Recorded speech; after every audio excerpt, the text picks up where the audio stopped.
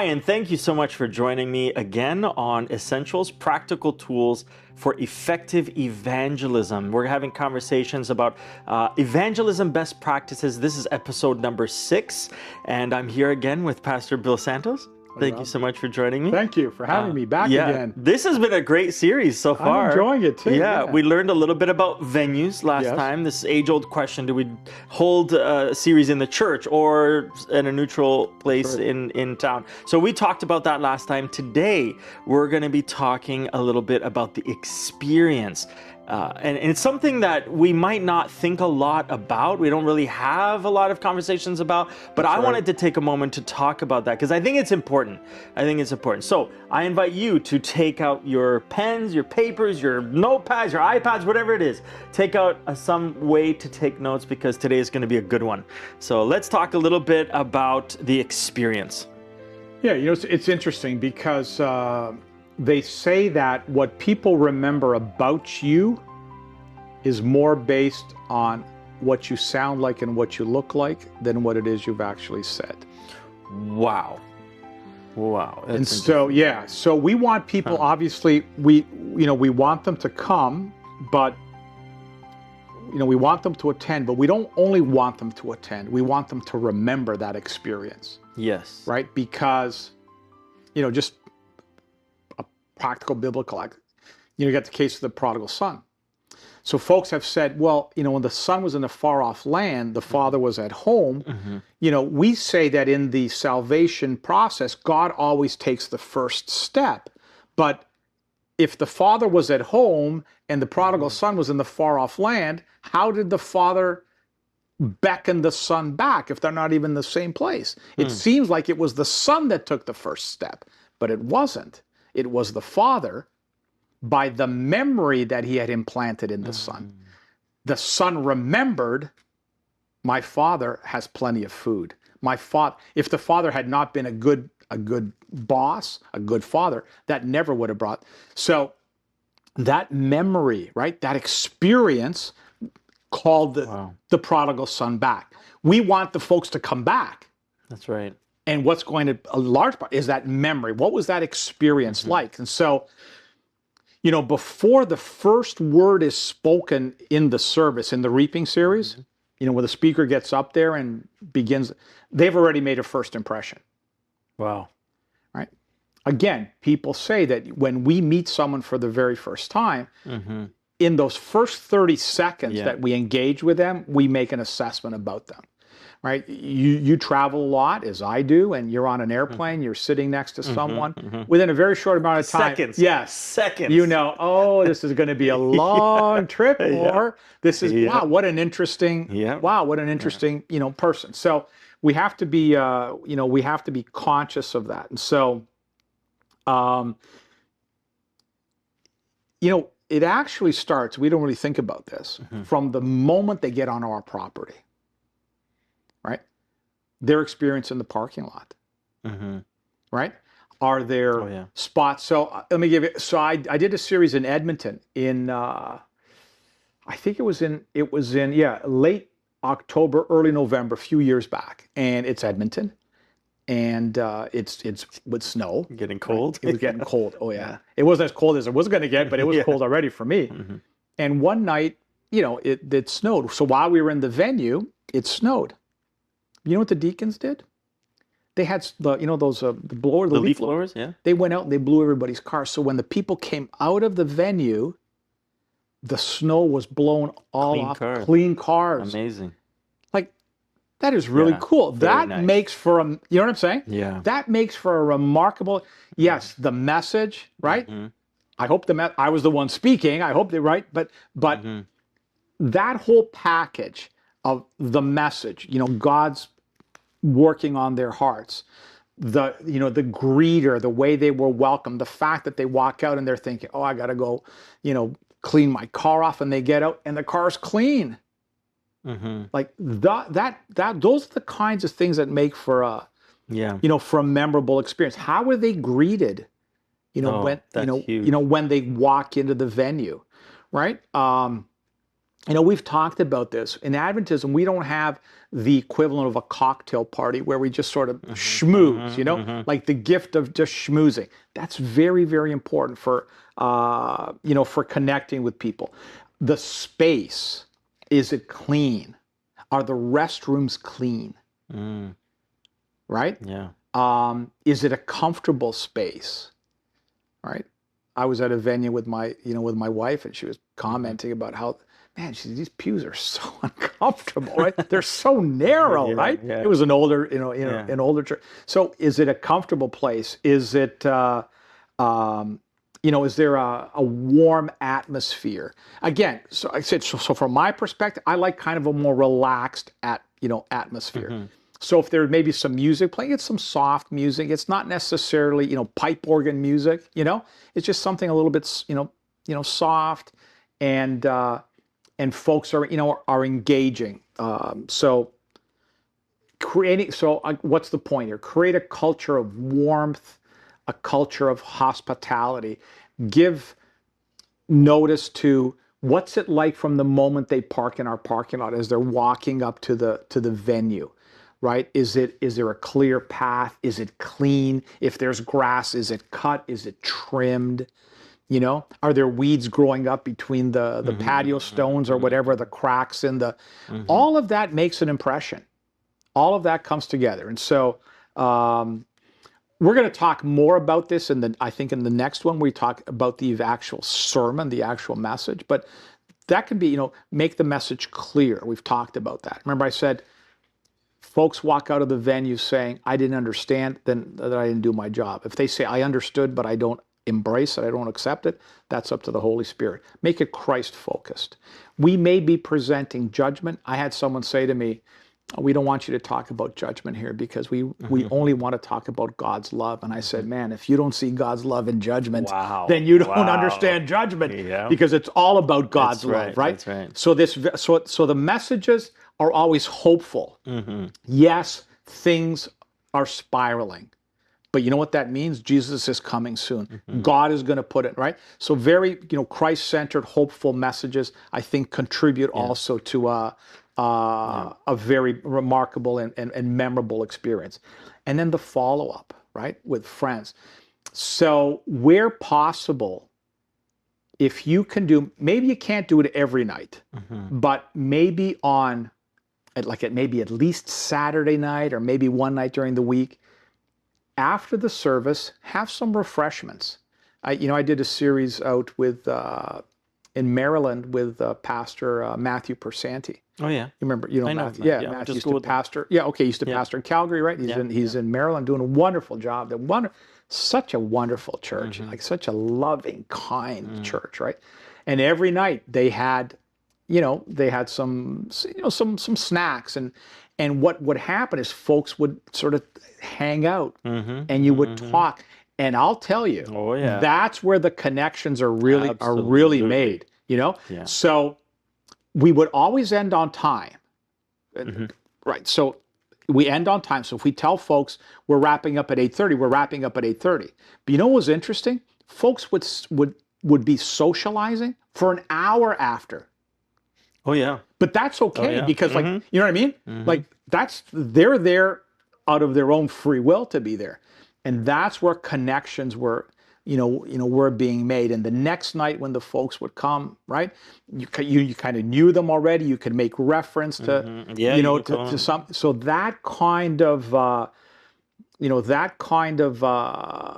engagement is creates such a memorable, because folks will walk out and they'll go, wow, those are really nice people. Wow, I really felt welcome. Because remember we said that's part of what's happening.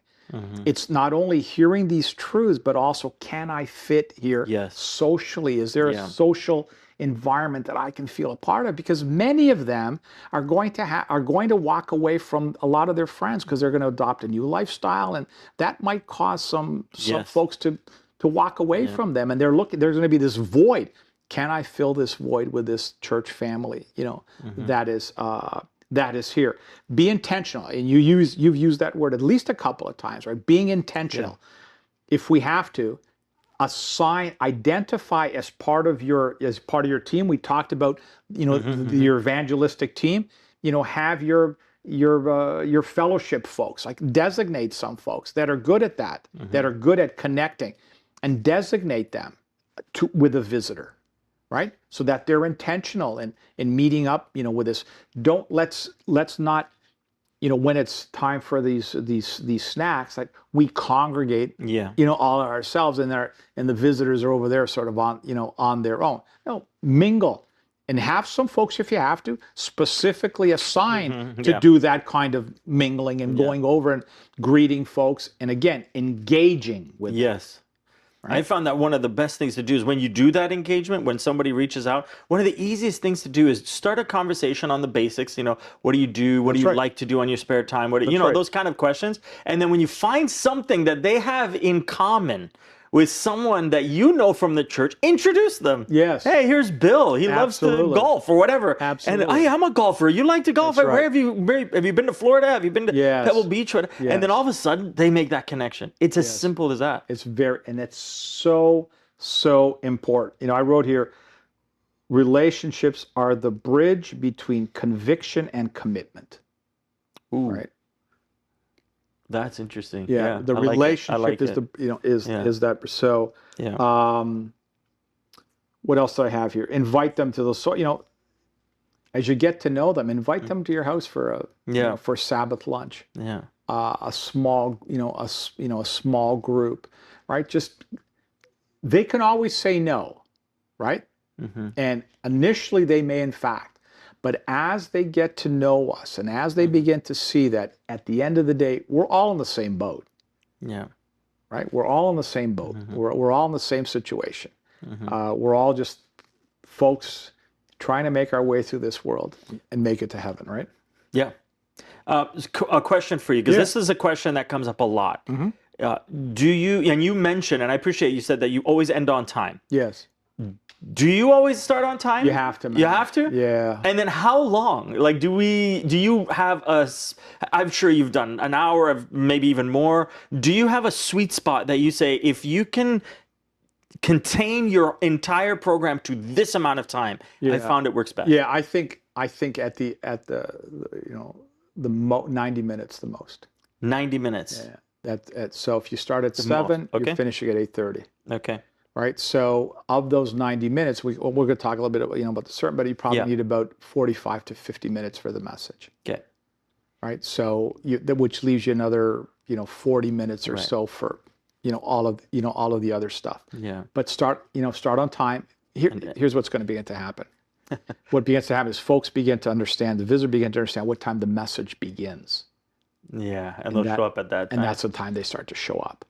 Then you're going to have something to incentivize them to come, to come early.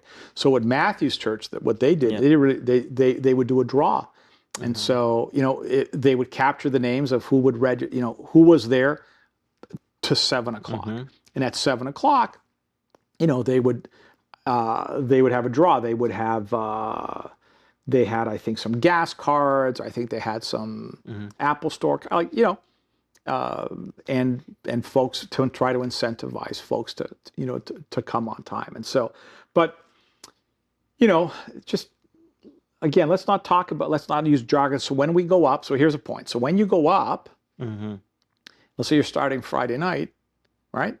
Like, don't welcome the folks by saying, "Well, happy Sabbath." They might not know what that is. Folks don't even know what that is, right? Yeah. So don't use jargon, right? Do not get ahead of the messages. Yeah. So don't talk about the Sabbath until the Sabbath's been the Sabbath's been introduced, that kind of stuff. Look in your foyer. You might have materials there. Make sure the materials that are there are accompanying the flow of the messages. So if we're not going to do the State of the Dead till night 9 or whatever night, well, don't have all of these brochures or magazines in your lobby about what happens to you when you die, right? Wait till that message is presented, and you can even say, on your way out or on your way in, please, we have some resources in the foyer. You're welcome to take those, but make sure those resources are accompanying the flow of the messages. So we're not getting out ahead of out ahead of the preacher. A guest visitor says to you, so, like, what do you guys think about, like, what do you guys teach about what happens to you when you die and you're on your second night? Exactly. You haven't presented that, right? Say, wow, what's a great question. Let me take you to the, take you to the pastor, either the church pastor or the speaker, you know what I mean? And I'm almost positive they're going to be talking about that one night. And let the preacher, deal with that. So you're not dealing with it. Allow access to the visitors to the preacher. Like some folks, some of the members at the door, they want to monopolize your time because they want to tell you about how they would have done, the sermon, and right. And listen, feedback is always welcomed. I always welcome feedback. Positive feedback and constructive feedback. I always welcome that. But I'll stick around and talk to you. Let me greet that visitor, because that's part of creating that memorable experience. I want to shake their hand, right, and say, you know what, it was really nice to have. I hope you come back tomorrow. And sometimes I'll joke around. Will I see you tomorrow? Yeah, I'll be back. So listen, you don't want to be lying to a pastor.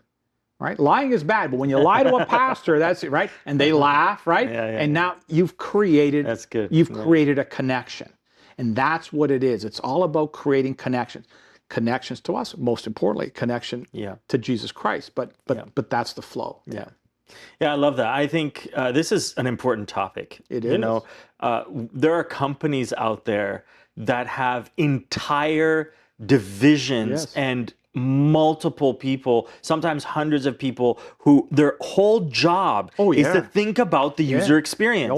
From the door to the sale. Absolutely. I mean, from McDonald's to Starbucks to Apple. There's a reason why every time you walk into an Apple store, they all look the same. Exactly. There's a reason for that, because they've studied. They know that this is appealing to our target audience. That's right. From the way the phones are angled to the brightness of the display, everything is in detail. And that's right, because everything is communicating a message. Exactly. Right? Everything communicates a message. We used to say in sales consult, you cannot not communicate. You're always communicating. Yes, I like that. So people are always looking at that to draw their first their impressions. If the handouts, the magazines you have out there have been there since 1968, and they're yellow and they're all like that, conveys a message. That's right. Do you know what I'm saying? Yep. We've become so used to that, but we have to put ourselves in the place of the individual walking in there for the first time. They may not come also attired the way we would have liked them to come, but this is a brand new experience to them. Let's be welcoming. Let's be loving. Let's point them to Jesus. Right? Let's just be who we are, just regular, loving, kind people, and they will remember that.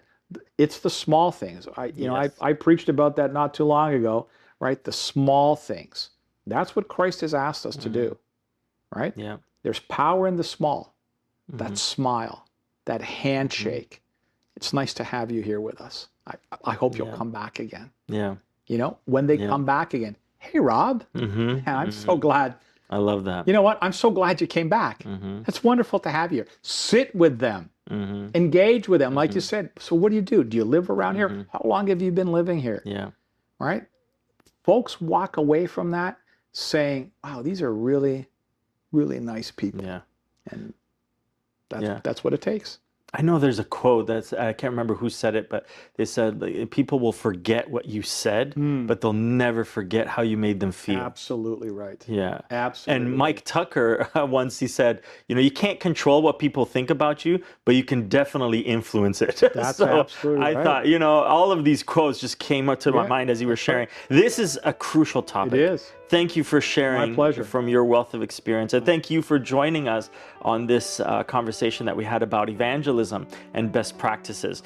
Today, we talked a little bit about the experience. Next time, we're going to be talking about the actual sermon, the preaching. Maybe you're you've been asked to present the messages for an evangelistic series, and you need some tips. So next time we're going to be talking to Bill about that. Once again, thank you so much for joining us. We'll see you next time.